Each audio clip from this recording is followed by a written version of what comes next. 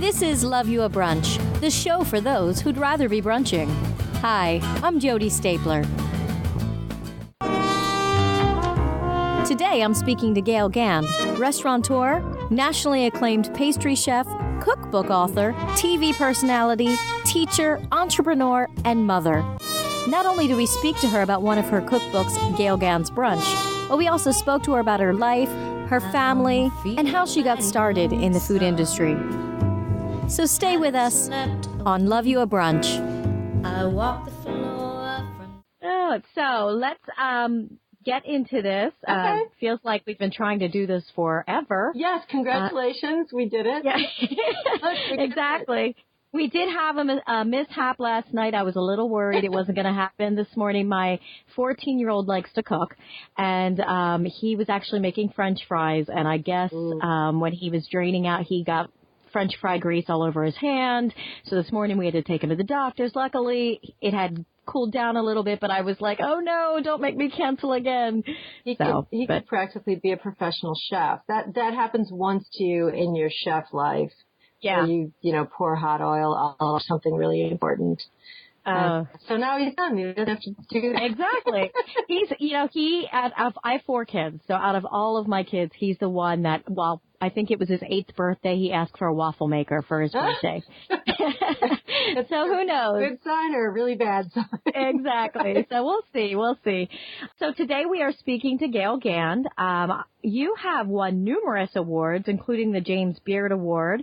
You're a pastry chef, of course, internationally acclaimed, I'm assuming.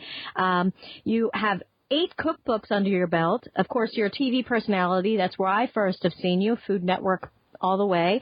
And you teach, you're an entrepreneur, you have many restaurants, and of course you're a mother. And you even have your own Gale Gand Day in October. That's incredible. So I'd like to get to know you a little bit. You have, right? Well, a long list. Did you mention that I'm an artisanal root beer maker as well? Oh, that's right. Doing that for 20 years now. That's great. And, I'm here in Lancaster, Pennsylvania, so we're all about homemade root beer. Uh-huh. So I'll have to find some of yours. First of all, I read that you had gotten into cooking kind of on accident. You were a waitress, I guess. You want to tell us a little bit about that? So I was a waitress in Cleveland, Ohio at a vegetarian restaurant. It was called Light of Yoga. And it was my after-school job while I went to art school at the CIA, which is not the Culinary Institute of America that everyone thinks of. When you're in art school, it's the Cleveland Institute of Art. Okay. So an after-school job, I basically took it for the staff meal of it because, you get a free staff meal at 4 o'clock. So, I was a starving art student, and I thought, well, how can I get some free food? So I started waitressing, and I absolutely loved it. I loved explaining the food to the people. I loved telling them, how it was prepared and what ingredients were in it and, what textures were being combined. And I loved the idea of restoring people. The word restaurant comes from the word to restore. Right. So I took my job very seriously that, my project was to take these downtrodden, hardworking, worn out from the day people and try to restore them back to their wonderful, balanced self. Right. So after about 2 weeks of being a killer waitress, at least a $2 tip. Yeah, right. And it's all cash, which was really fun, too, as a 19-year-old. Yeah. One of the line cooks doesn't show up at work. And, in our business, you don't call in sick, you call in dead. If you don't show up, you just don't even bother calling because you're going to get fired anyway for not showing up. So the manager came to me and, needing to fill this spot on the line, she looked at me and said, Gale, can you cook? And I said, no, I can't cook. I'm from the North Shore of Chicago. We make reservations. We don't cook. And she took an apron and she threw it at me and she said, you can cook now, get in the kitchen. Wow. And I was really forced in, to be honest. And I wish I could find that woman to thank her now. Right. So I'm hoping if I tell the story enough times, someone will be like, oh, wait. It was me. That was me. Yeah, I can't wait to thank that person in person.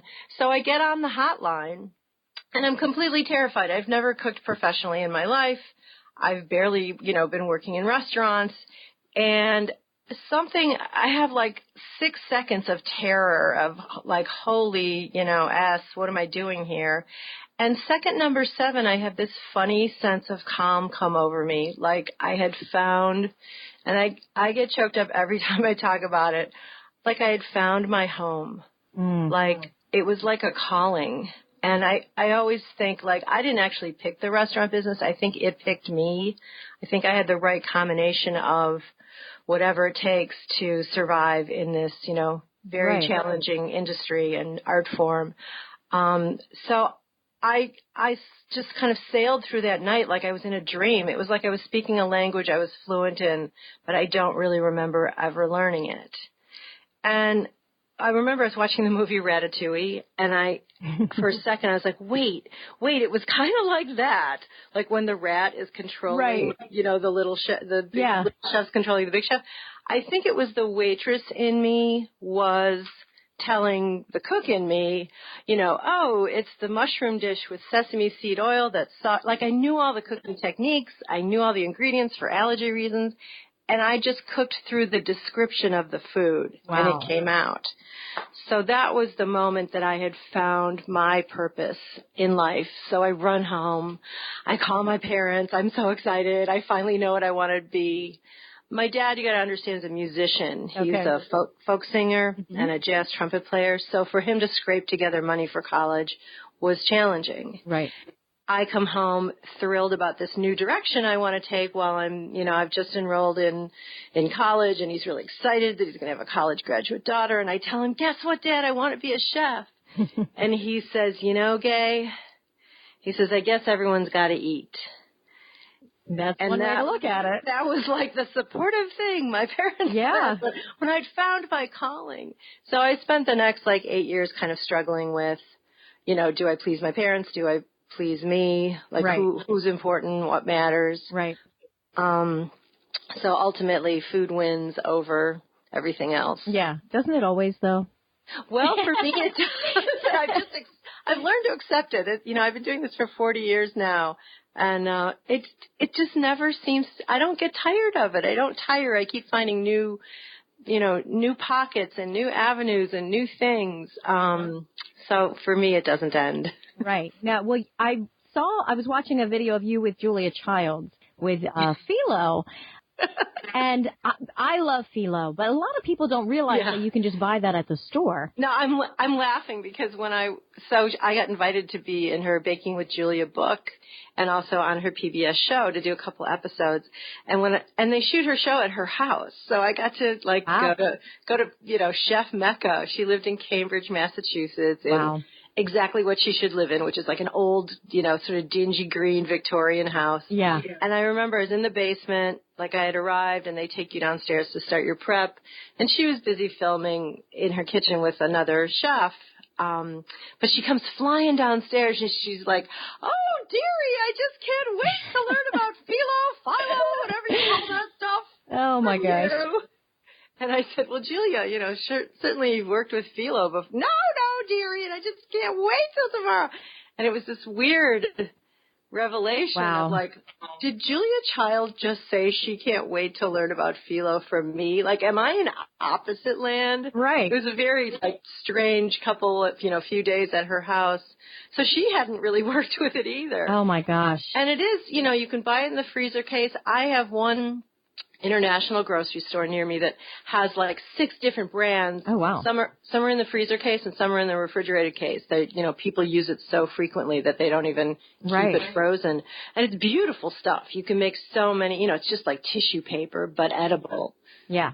No, it's just that crispiness that once you're done making it and it's coming out of the oven, that I'm just a pastry girl. So that's awesome.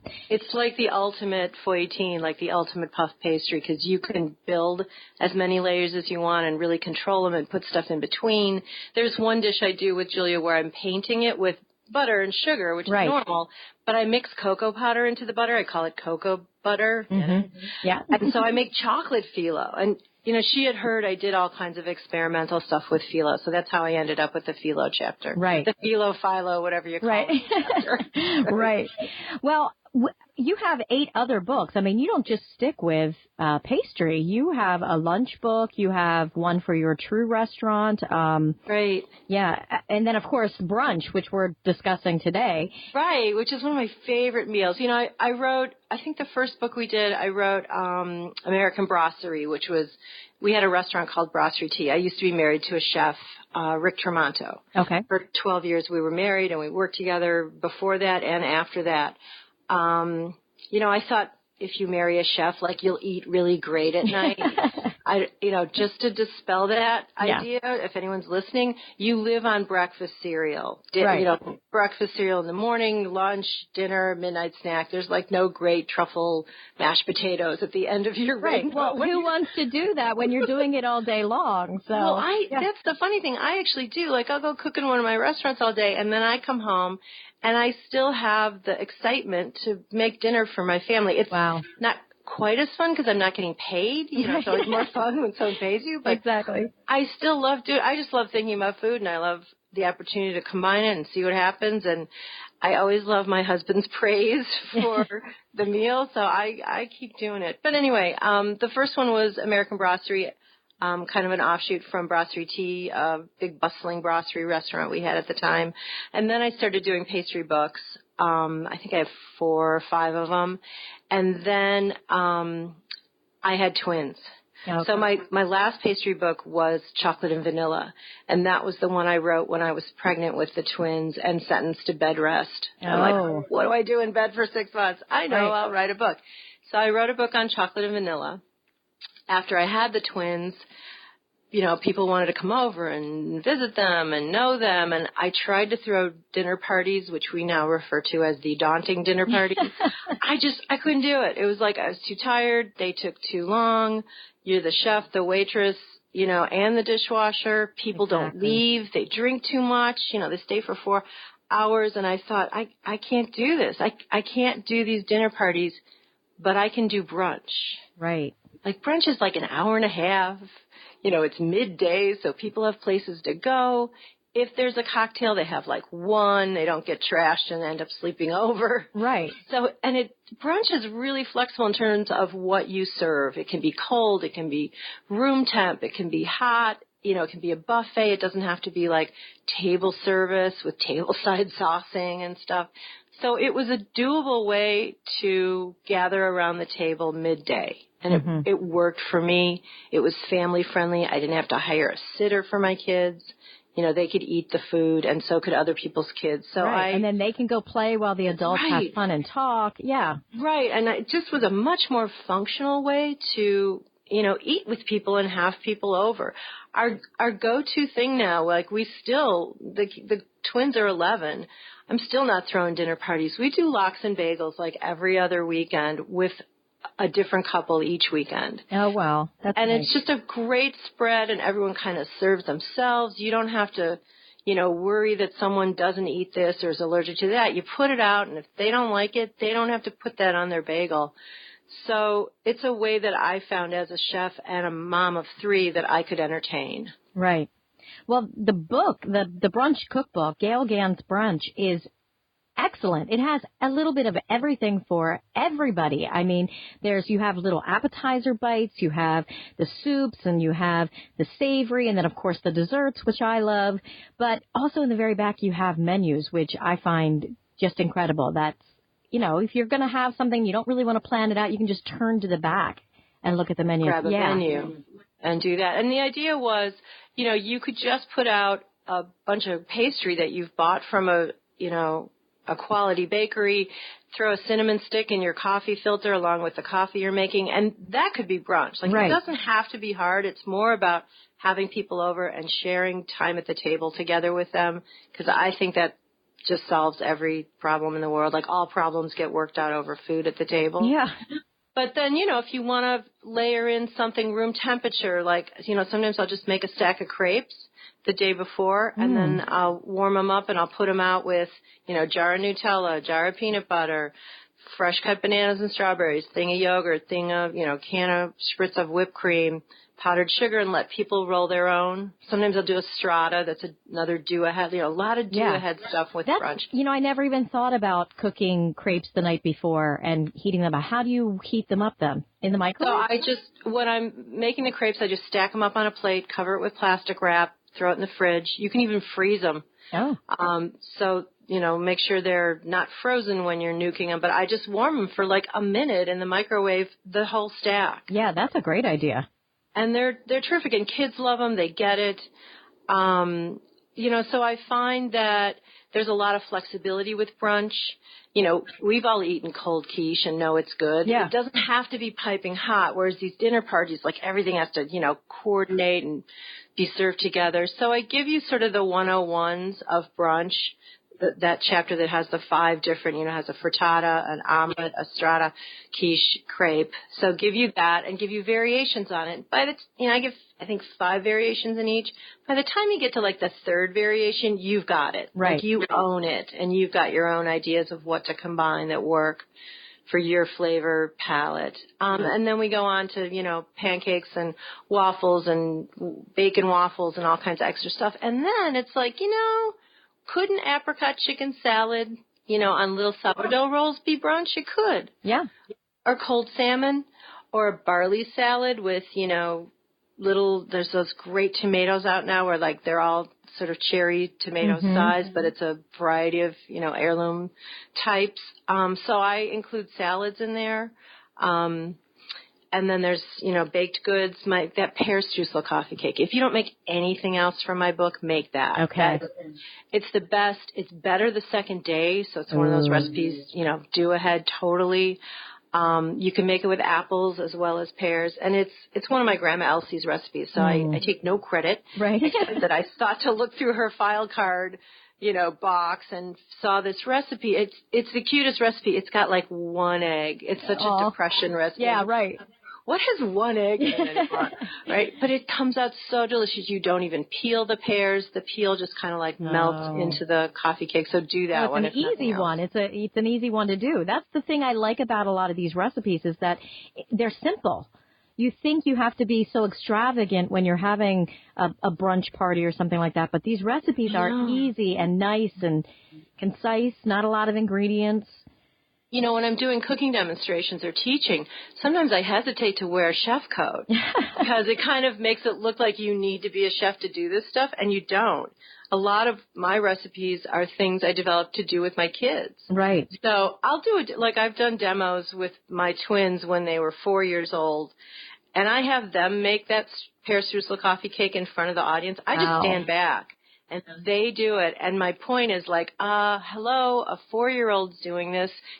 What's your excuse for not baking? Exactly. I'm putting it in the oven for them, but they're stirring everything together. They're measuring everything. So, it's really easy stuff. You brought up the frittata and the strata and the quiche and the galette. What are the differences? I'll be honest. I don't know the difference between the 4 of those. Are they just different names? Are there different things you have to have in them? They're literally like different formats. So an omelet, is kind of like scrambled eggs, but you let it, all set in one big disc at the end, and then you're filling it with whatever and folding it over. Yeah. Versus a frittata, which sometimes has some starch in it, like cooked pasta, or rice, but usually it has, chopped up vegetables and add additions, but that you don't fold. It's served in a large disc cut into wedges. Okay. So it's even easier probably than an omelet. A quiche has a crust to it, so it's a custard you're pouring into that crust and baking off, again, serving in wedges. So it's like a savory pie. So if you find a recipe for a crustless quiche, you're making a frittata? Well, probably not, because a quiche is baked in the oven, whereas frittata is done on the stove. Okay. So you can ignore a quiche more than you can ignore a frittata. Okay. So, there's the walk-away factor you have to consider.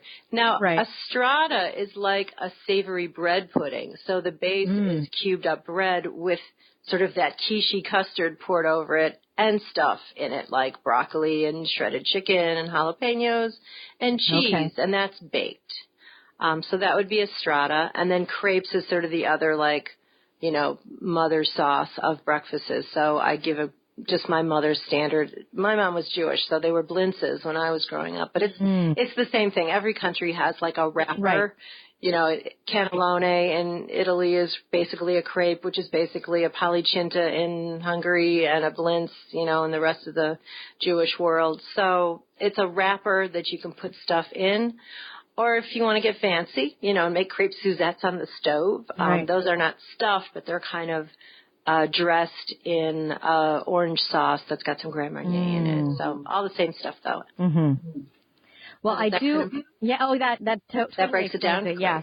What I do also love about your book are the little tips, like how to get eggshells out. Yes. Well, because I teach so much. Yeah. I love teaching. I'm often, you know, I'm in the situation where I got a piece of eggshell in there, and I've learned over time that, like, you don't chase it with your finger. There's some kind of resistant force that happens, and it'll just run away from you, embarrassingly. You know, you can't, like, catch this thing. Right. But if you use the eggshell that already has some of that albumin in it and go scoop out the little bit of shell with the you know, with your half eggshell, it's like attracted to it. It's the opposite. Right. So, yeah, just stuff, you know, like that. That's practical chef advice. That's going to make your life a little bit easier. My goal is to get you to cook. And when you cook, I want you to have success so that you have all this joy like I get in the kitchen, so you do it again. I sort of think I can fix the whole world by getting everyone to cook for each other. I somehow think that has some magic. Like, I feel like if I could just get, you know, politicians together cooking in a workshop, like, I could get them to all get along. Yeah. Well, that'd be nice. There's something magic about food. So I'll do whatever it takes to get people in the kitchen. And if that means getting a store-bought crust for your quiche, to get a quiche in your oven, I am totally okay with that. Right. I'm not a food snob. You know, if what's holding you up, like I ask people to look at, like, why don't you make pie? Like, what's the hold up? Is it that you can't stand to peel the fruit? Then buy it peeled. Is it you're afraid of making crusts? I can teach you how to make a great crust easily. But if that's the hold up and you don't want to wait for, you know, pie camp with me, go buy one. It's totally fine. I'd rather you have things baking and cooking in your home for your family and get that connection going. Right. Than not and wait for you to get it perfectly right and exactly right with the right kind of butter and, you know, the right equipment and all that stuff. Right. Which brings me, where do you find quail eggs? One of the recipes inside your book is quail eggs. Actually, that international grocery store I mentioned with the 7 kinds of phyllo, they have quail eggs too. Wow. It's called Fresh Farms. Okay. And it's this interesting international grocery store, but there's a couple of them in the Chicago area that sort of cater to, you know, all different ethnic backgrounds, because Chicago is this real melting pot. You know, we've got Indian and Hungarian and German and Polish, and everybody needs their different stuffed noodle. You know, it's either a tortellini or it's a kolachki or it's a kreplach, and they've got them all at this store. Then they have, like, dates on the vine. They have lychees in the shell. Wow. Have you ever seen garbanzo beans in the shell? I have not. I didn't even know what I was looking at, and it looks sort of like a peanut shell, but green. Oh. And you pop them out, and then you boil them, like blanch them, and they look just like the ones in the can. Wow, but, yeah. Like, I didn't know. Right. So that's where they have quail eggs. They have preserved duck eggs on the shelf there. Wow. And there's a big Asian community around here. So I get them at the grocery store. Wow. Yeah. Well, we're getting a little bit better here in Lancaster County. We're starting to get I believe there's a new store coming in soon. That's an international food store. So maybe we'll be able to find that. Yeah. So. They're really fun, and it helps you sort of branch out and, you know, eat other kinds of chocolate and different snack foods and, you know, interesting biscuits and stuff. We like it a lot. Right. Now, I'll bring up, since we're talking about eggs, I have to ask, hard-boiled eggs. I know you have the tip in there how to do it, but I grew up where you'd break open the hard-boiled egg and the yolk was green on the outside. And to me, that just seemed normal. But now knowing that's not normal, how do you keep that from happening? We're all being retaught that means overcooked. Khaki means overcooked egg. So it's really the amount of time that it's being cooked or boiled. And I think in my lunch book, I give like other different new version. In Brunch, I'm doing sort of Julia Child's version where you put the eggs in cold water, bring them to a boil. As soon as they come to a boil, you turn it off and you let them sit. Okay, yeah. And that's like enough time, which think how crazy different that is from what we were taught. We were like, yeah. Now boil for 7 minutes. Exactly. Right. Put it on, let it boil, walk away, go get ready for school, come back later. Right. So I think because I do, I thought in my lunch book, which came after Brunch, I did some simple sandwiches. Also, I did like PB&J, which is the longest recipe in the book. It's hilarious. Like you'd think the simplest sandwich would be nothing, but as we started writing, it got really elaborate and different combinations. And my husband like peanut butters both sides of the bread so the jelly doesn't. Oh. Yes, he like waterproofs both pieces so the jelly doesn't absorb. Funny. He thinks that's. So there are opinions about how to construct a PB&J. But anyway, there's an egg salad recipe as well. So I give a new one where I let you boil them for 5 minutes, and that makes people a little more comfortable. Right. If you just do 5 minutes versus like the 7-minute egg that we're raised with, it'll come out, perfectly yellow without the khaki. Okay, I'll have to try that. Absolutely. Yeah, I really did. I grew up with you walk away and you come back when some of the eggs are cracked. So it's the expansion you're looking for. Yes, I guess that's what my mother did. Of course, my mother wasn't much of a cook, so. Right. Now, was your mother a cook? Did you grow up with, someone always in the kitchen? My mother was a resentful cook. She was a feminist. So she had a great talent for it, and her father was a chemist. So she saw the chemistry and physics and understood it that's involved in the kitchen. But she also resented that, women were stuck in the kitchen. Right. And so she had a really, love-hate relationship with cooking. Which was communicated to me. I baked with her a lot. She had bad circulation, so cold hands, which makes for a great pie maker. You can handle pie dough really well, and I have the same thing. So I made a lot of pies with her, and I inherited her pie hands. But there was a lot of precision because she was a chemist's daughter, and I have dyslexia. Which, went kind of undiagnosed in the 60s. Right. So I would reverse measurements. I would reverse ingredients when I was cooking with her. And my mom was so nice about it. She wouldn't say like, oh, God, you ruined, the cookies. She'd be like, oh, look, Gale invented something new. So I was That's sweet. Considered creative and inventive, because of my disability that we didn't even realize I have.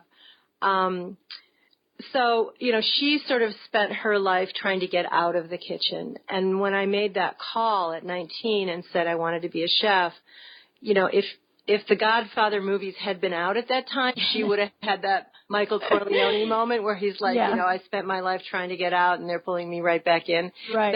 I think that's how my mother felt when I said I wanted to be a chef. But, what she didn't know or understand is how, I was going to get paid for it. She wasn't. Yeah. She was stuck at home cooking for, my dad and clients and teachers and whatever. For me, it was not only, an income, but it was an art form. Right. So I was getting an artistic outlet. Yeah. Yeah, I was getting a lot of emotional satisfaction and self-expression. Right. Well, if your father is a musician and you went into the art field, really, baking and cooking really it's an art. That's what I told them. I wish you'd been on that call. Exactly. Yeah. And I was in art school at the time, and I was said, this is more of a fine art than fine art because not only does it involve, sight, and, some art involves audio like sound, but it involved all 5 senses. It involved touch and taste and, everything, smell. So it seemed like a much more complex art form to me than even my, 3-dimensional classes. I was taking painting. I was taking silver and goldsmithing. I was in, blacksmithing class doing ironwork. And my food was more complex than those art forms. But, it's hard to tell your parents that when all they can picture is like a sweaty blue-collar guy smoking a cigarette, and the ashes are falling into the fried eggs that he's making. Right. Our industry hadn't been legitimized by Wolfgang Puck yet. No, right. So I was asking my parents to imagine something that didn't exist except in my... it's perfectly clear to me, to my 19-year-old mind, but not to them. This is Love You a Brunch, the show for those who'd rather be brunching. Hi, I'm Jody Stapler. Today I'm speaking to Gale Gand, restaurateur, nationally acclaimed pastry chef, cookbook author, TV personality, teacher, entrepreneur, and mother. Not only do we speak to her about one of her cookbooks, Gale Gand's Brunch, but we also spoke to her about her life, her family, and how she got started in the food industry. So stay with us on Love You a Brunch.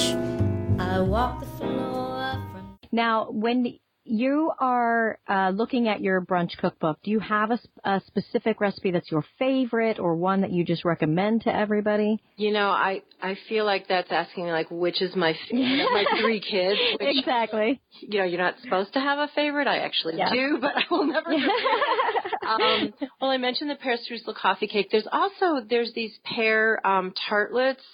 And the picture's super cute. That's the twins, like, in the photo, stealing them off the table during the photo shoot. But it's just puff pastry and slices of pear with, like, a little dollop of sour cream and a little knob of almond paste and a little cinnamon sugar. And you kind of smush it all together, and then it sort of blossoms like a flower in the oven. And those are delicious. There's also the asparagus. I think is it the one that has walnuts and goat's cheese over the top? Oh, yes. Yeah, that one I love. But what I love to do is make like a fried egg and drape it over the asparagus. Okay. I think that's delicious. The apricot chicken salad that I mentioned is one of my faves. What else? For the stratas, there's the chicken broccoli jalapeno, which I mentioned. But that one I think is a good place to start. I get a lot of... I get tagged on Facebook all the time because people are making my stratas. I have all these stratas show on my Facebook page. Yeah. No, that's Especially great feedback. Yeah. I actually really like, I made these a couple weeks ago for my kids, the baked eggs in the ham cups. You know, I was going to mention that. So the cover girl, which is a great cover, and they look difficult, and they're not at all. No, they're not, and they're great because, you know what, I'm a hand eater. I prefer to eat with my hands, and so you can pick those up and eat them almost like a cupcake. You totally can. I was going to mention that because I made them on, is it the Today Show that Al Roker is one of those? Okay, yeah. So Al Roker he's quite a cook. I don't know if you know that, but Al made them with me, and the whole crew came up after and just like grabbed them with their hands and were eating them room temp. You know, in their hands. They call them ham cupcakes. And that's what they are. You can make them small, too. You could do them in mini muffin tins, but, cut out the ham with a round cutter small and then find those quail eggs and do it with quail eggs. You can do it with scrambled eggs, too. So say your kids don't love, the white separate from the yolk. So just scramble up a bunch of eggs really loosely and then spoon them into the ham that's, already in your muffin tins. And so the bake time is going to be like 3 minutes just to set that at the end. Yeah. You could fold some cheese into it maybe and, fill them with scrambled eggs. So you could do that with minis too. No, that's a great idea. One of the other ones I want to try this summer is watermelon gazpacho. Oh, I just made that with a bunch of school kids to, do some really easy, fast cooking. So it's basically, blender. You're just blending up cubes of watermelon. And watermelon is the place I start with kids in terms of giving them knife skills. And let them cut it up with a table knife so they can't hurt themselves, but they can actually, cut it into something that's a dish. Yeah. They can cut this watermelon up and eat it. So they've sort of prepared their own thing. But it's cut up watermelon. You can sweeten with sugar if needed, but sometimes I use apple juice concentrate as another way to sweeten if it needs it. And then the garnishes are, up for grabs, but just think color. So you've got that pink watermelon base, green apple, cucumber, but red bell pepper, fresh mozzarella balls or a little swirl of, maybe Greek yogurt. It's a very light, fresh. Yeah, it seems perfect for summertime when it's hot outside and you just need something cold. Yes, I'm going to be demoing that at the Palm Desert Food and Wine Festival this year. Wow. Whenever I go out there, it's, I go in March or April when the festival is because Chicago's freezing. Right. Anything in California, the answer is yes. I don't even care what the event is.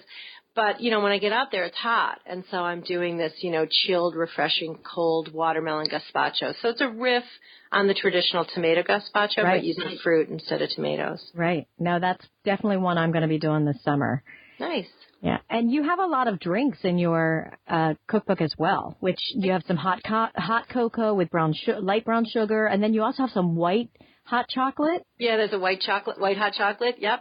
Yep. So that would be more for, you know, probably winter months. Right, right. Which we have a lot of in Chicago. But yeah, I think if you've got a beverage to kind of hold on to as a way to start the meal, as a thing to offer when people arrive, especially I find this syndrome where like one person arrives early and my hair's not dry yet and I still need like 10 more minutes. And so what I do is I have everything set up for the beverage, whether it's a, you know, mango spritzer using Prosecco and a wedge of lime, or it's a, you know, a hot chocolate. I bring them into the kitchen, you know, I show them where the coats go, bring them in the kitchen. I offer them one drink. So I'm not having to rattle off like a whole, you know, do you want a glass of this or blah, blah, blah. I say, today we're having, you know, mango spritzers with lime. Would you like one?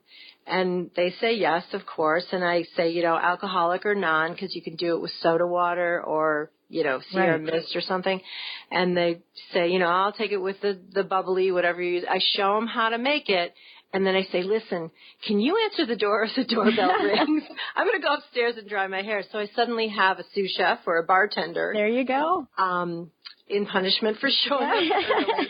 But it makes it so easy to kind of get things going, get something in people's hands, but they don't have to make a big decision. Right. You know, I hate that when I go into a home and they're like, oh, would you like red wine or white wine or a beer? Or, you know, they rattle off this.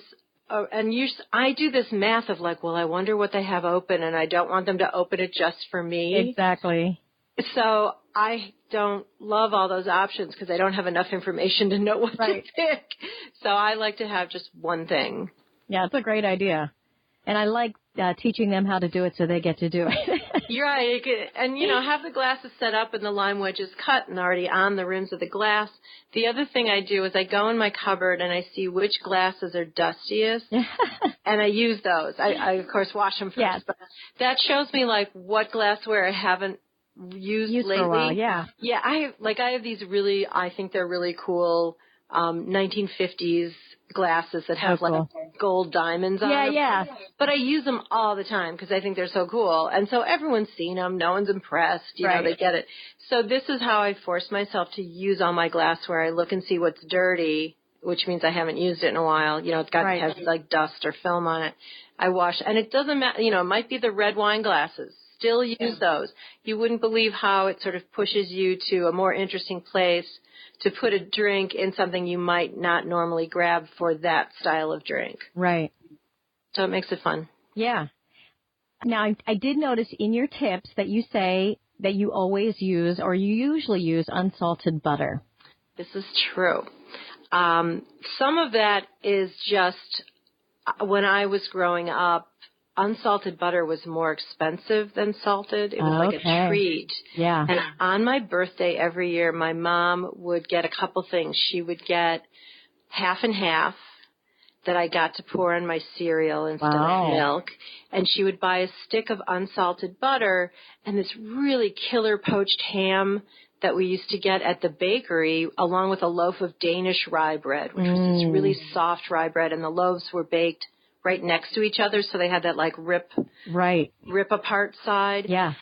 And this is funny because my mother was Jewish, and like the big treat was this ham sandwich. Yeah, I was thinking with unsalted butter. Like that's so wrong in so many ways. Yeah.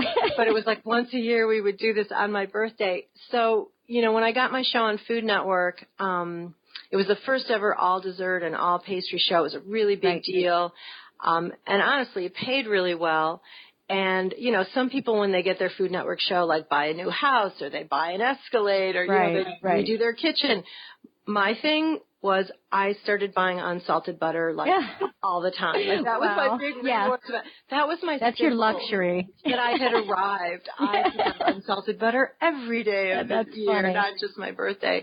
So I do use it. The other thing is, you know, butter is 82% fat. That's a government regulated thing. So there's 18% of something else in there. And it can be a combination of milk solids, water, salt, whatever. And there's no way to know, like, how much is really in there. So not that it's 18% salt, but it legally could be. Right. So, you're paying a lot of money for butter, and to pay for salt by the pound at the same price you pay for butter doesn't make sense to me. That's so true. The other thing is salt's a natural preservative. Mm-hmm. And I feel like salted butter can live on the shelf in the grocery store longer than unsalted. Yeah. So I kind of feel like unsalted butter is maybe a little fresher. Right. So all those things put together. That's true. Yeah, I didn't think about that either. And I know grocery stores are very meticulous about turning over their product and sell-by dates and stuff. But in theory, Right. Now, I'm going to bring up margarine. What do you think about margarine? I just fell off my chair. Exactly, right? We're not even allowed to. That's like a 4-letter word in my house. I believe it. But you know what? The everyday normal people, that's what they're buying instead of butter. Not. Yeah. Yes, they are. It isn't so. I wish they. Well, I mean, and I know, there was a generation of recipes where that was, I saw an old, it was a Kraft macaroni and cheese, blue box. I'm already cringing. It was in like an antique store. It was at one of those antique malls. Okay. And this guy had all this stuff from the 60s, and one of them was a Kraft macaroni and cheese, box of Kraft macaroni and cheese, new in box, never been opened. Oh, my gosh. And so I'm reading the instructions to see, like, how have the portions changed, how has the portion size changed, have the ingredients changed. And because Kraft Foods was also owned Parquet, it recommends Parquet margarine as the fat versus butter. So I'd love to see, like, what year did that switch back? Yeah. Isn't that amazing that box lasted this long? I know. There's something about that I completely love, to be perfectly honest. Yeah. I love the sort of historic, changes that you see culinarily in America. Right. We've had this huge surge over the last decade or, decade and a half, which I attribute a lot of it to Food Network. Oh, completely. That, has changed what our grocery stores look like, how we write menus, how we perceive dining. The whole thing, we've just grown up so much, and it's changed, what kind of chocolate we buy. Oh, yeah. We used to only buy milk chocolate. It's all we could handle. And now, we're able to handle more intense flavors. Cocoa powder has stopped being Dutched. The Dutch process mellows it and makes it, like, not so acidic and not so sharp. Yeah. And now, like, undutched cocoa powder is available readily. Right. So I feel like I'm watching this little kid grow up, culinarily speaking, and our palate's getting more sophisticated. So I think margarine will fall out of I hope so. favor. It will naturally become an endangered species and then be gone. What is an endangered species that scares me, though, in the grocery store is cake flour. You know what? You don't see that very often. You don't see it much, and I'm worried, like, one of the days I go to buy some, it's just not going to be there because not enough people are baking with it. But it is one of the great, a lot of the early sort of pound cakes and marble cakes and, recipes from our grandparents used cake flour. Now, what is the difference between a cake flour and all-purpose flour and maybe like a bread flour? They have different protein contents, which is what makes them sort of tougher or more tender. Okay. And it's a percentage range. Like cake flour falls within, I can't remember the range, but it's like 3 to 7% protein, and then all-purpose is like 7 to 10 or 11, and then bread flour is, 10 to 13% protein, and then high gluten flours above that even. Okay. So it's just about how much protein is naturally occurring in that particular wheat. Right. And if you go to other countries, the wheat is different. Like I lived in England for 3 years, and because they don't have those cold winters, the variety of wheat that grows there is not as like macho and doesn't have as high a protein content. We have like winter wheat here in America that, grows in really like survives cold winters. Theirs doesn't have to survive as rough of winters, and so it doesn't have as high a protein. So their flours tend to be softer than ours, so their bread tends to be wimpier. Like you can't get a good crusty bread made with British wheat. Right. You have to go to France and, which is the best thing about England anyway, is France. Everything's so close. France is a 45-minute flight away. Yeah. But yeah, so that's sort of what the difference is. And I think, we have come accustomed to just keeping one kind of flour in our house, because people don't bake as much as they used to. No, it's true. So go out and buy a box of cake flour, even if you don't need it. Just to keep it coming in and being in supply. You're gonna need it. Yeah. I'll be honest. Even when it says cake flour, I've always just used all-purpose. I know. Like, it's what we have here. Whatever. I know. That's what people do, and I think too it fell out of favor because it needs sifting because it kind of mats together differently. Yeah. I teach once a year at King Arthur Flour up in Vermont. And the reason I started teaching there was I wanted to learn, what is the difference between all these different flours? Letting me go to the grand poobah of flours and find out. So I return every year to further, develop my flour knowledge. But they do I'm confident that they will continue to do cake flour, even if, the grocery stores stop doing it. Right. You have to get it at your specialty store. Yeah. So you do teach a lot of cooking classes. I do. I teach a lot. And I do a lot of cooking demonstrations.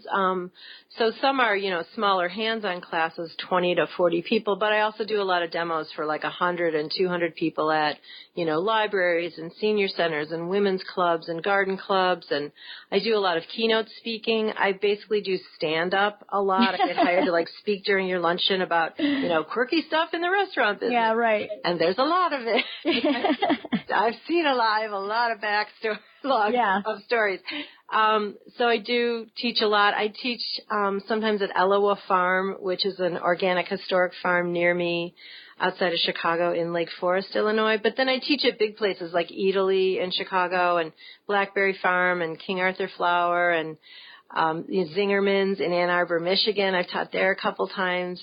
So I basically think of places I want to go and then find a cooking school in that area and then walk in. Like my son goes to college in Ohio at the College of Worcester in Worcester, Ohio. It's a small liberal arts school with 2,000 smart kids. So I was visiting him once and I saw a little cookware store and I walked in. I'm like, "Hi, I'm Gale Gand. I'm really famous. Can I do a class at your store?" And they're quickly Googling me and being very nice about my, forward cold call. But, as soon as they figured out who I was and what I do, they're like, "Absolutely." And my classes sell out. I've got 2 in March that I'm doing. I've got 1 or 2 in May that I'm going back for. So it allows me to visit my son or pick him up for spring break, but stay out of his hair. It gives me something to do. Yeah. So, I was visiting a girlfriend in Massachusetts for her daughter's shower. One of my best friends, Marth, from art school, and her daughter Lila was having her bridal shower and asked if I would come and do the cake. And that must be nice to have. So I had a lot. I loved it. You're like, "Ooh, I know Gale Gand. Let her make my cake."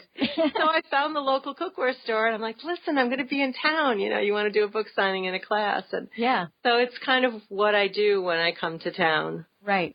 You're a busy woman. I swear. My gosh, you're teaching classes. You're doing all these talks and book signings, and of course you have.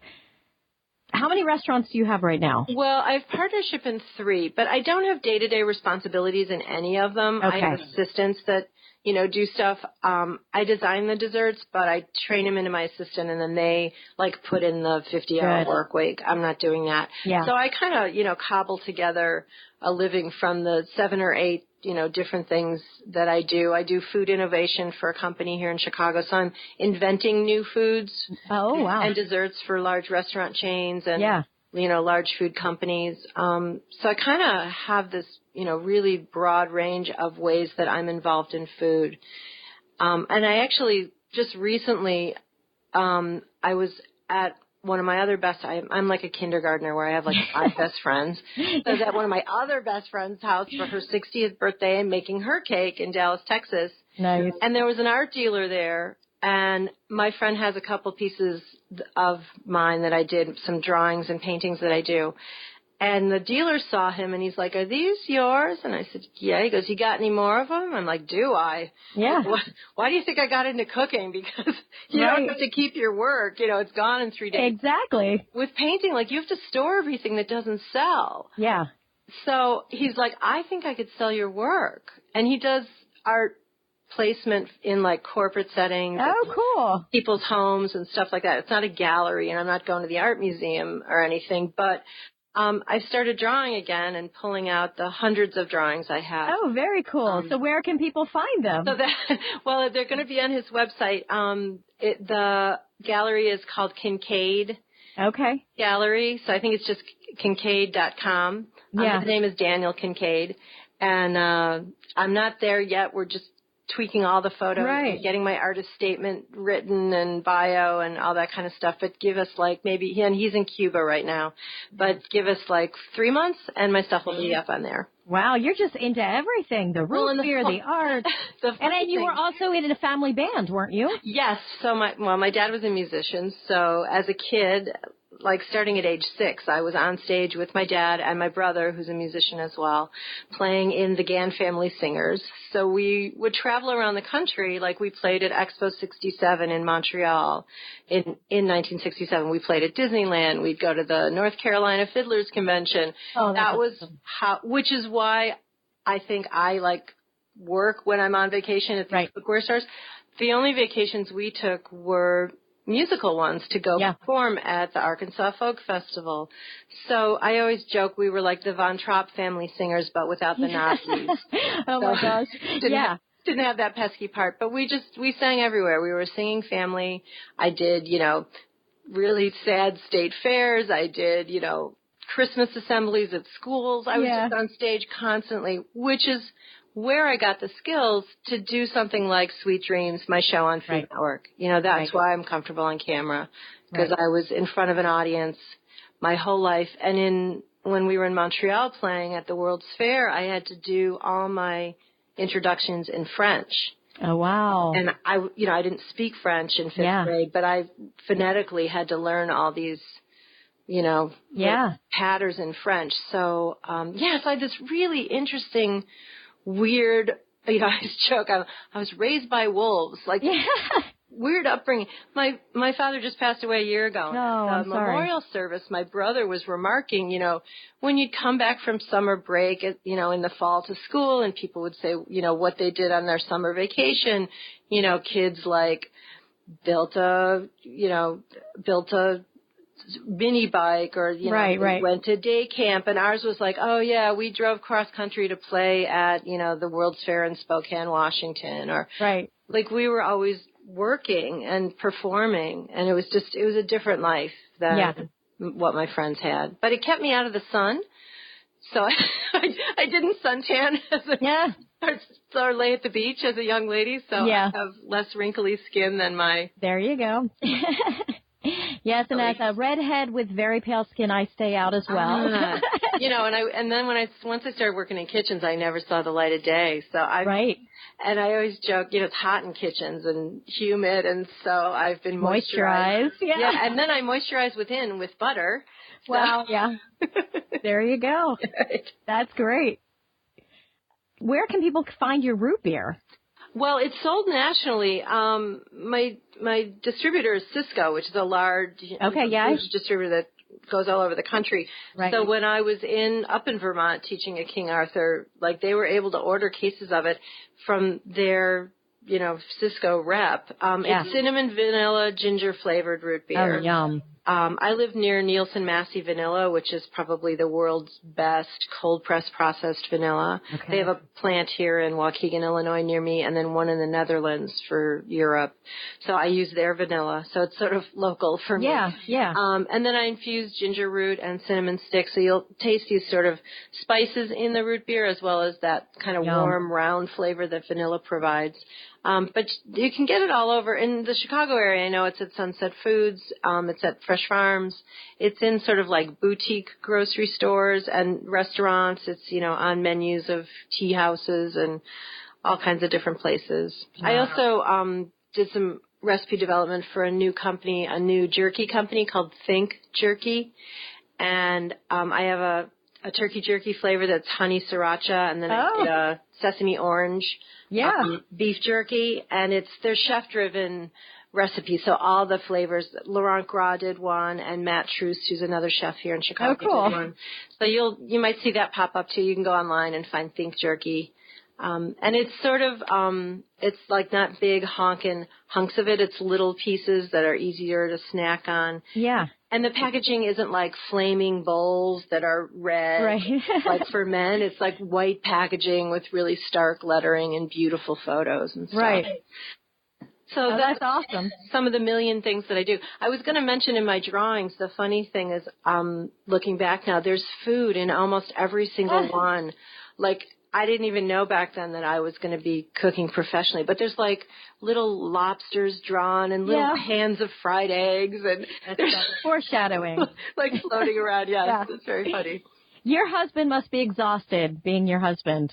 I think he would totally agree if he was here in the room. He's a stay-at-home dad, so that's part of awesome. How we're able to pull this off. Yeah, my husband wishes he could be the stay-at-home dad. It's not as easy as it sounds. It's not as great as it sounds. Right. It's tough. But I think just my husband's exhausted watching me. He says, you're like an ant. Like you just never stop. Yeah. And it's fascinating to him to sort of see how I, figuratively and literally stir the pot just all day long to kind of move stuff forward. Right. Yeah. I have to say, we were just on vacation in Cape Cod this past weekend, and I'm a workaholic as well. Like I feel like I'm constantly having to be doing stuff like that. It drives my husband crazy. So I can't even imagine with all your different industries that you're involved in. How, you touch each one a little bit each day, or, I look at the to-do list and see, okay, which is the easiest thing on there? Right. Get the sensation of crossing something off to build momentum so that I can do the next thing. And I'm just doing that every day. But, I love the work or I would stop. Right. I really do. Right. Well, yeah, if you were still for too long, I'm sure you'd be miserable. And I'm still thinking about, like, what am I going to make for dinner? Maybe like a salmon with black rice. Like, what overlays everything? Yeah. It's, like, hilarious. It's still like, what am I going to make for dinner? Those lamb stuffed pitas I did the other day were really good. But remember those meatballs? Maybe I should do. Your kids are so lucky. Yeah. Yes, I am. You have no idea. I'm so lucky. Oh, my gosh. Okay. Well, let's see. They can go to your website at galegand.com. Is that right? That's right. Find your classes. Yeah. There's a calendar there that shows where I am and what I'm doing and how to find me. Also, I have a Square store, so you can go to that if you want to buy books and have them autographed and personalized. You can get there through my website. Very good. Thank you so much. Thank you for having me on. And I'm so glad we finally were able to find a time that it worked for us. Well, thanks so much for having me. Thank you. It was such a pleasure. You too. Take care. I'd like to thank Gale Gand for joining us today. Make sure you check out her website, galegand.com, where you can find out information about all of her cookbooks, including Gale Gand's Brunch, her root beer, her classes, her beef jerky, and her art. So thank you so much, Gale Gand, and please join us next time on Love You a Brunch. Please visit us on Twitter, Instagram, and Facebook at Love You a Brunch. Also, if you'd like to ask a question or want to share a story, go ahead and Skype us at Love You a Brunch. Or visit us at our website, loveyouabrunch.net. See you next time on Love You a Brunch. I'm Jody Stapler.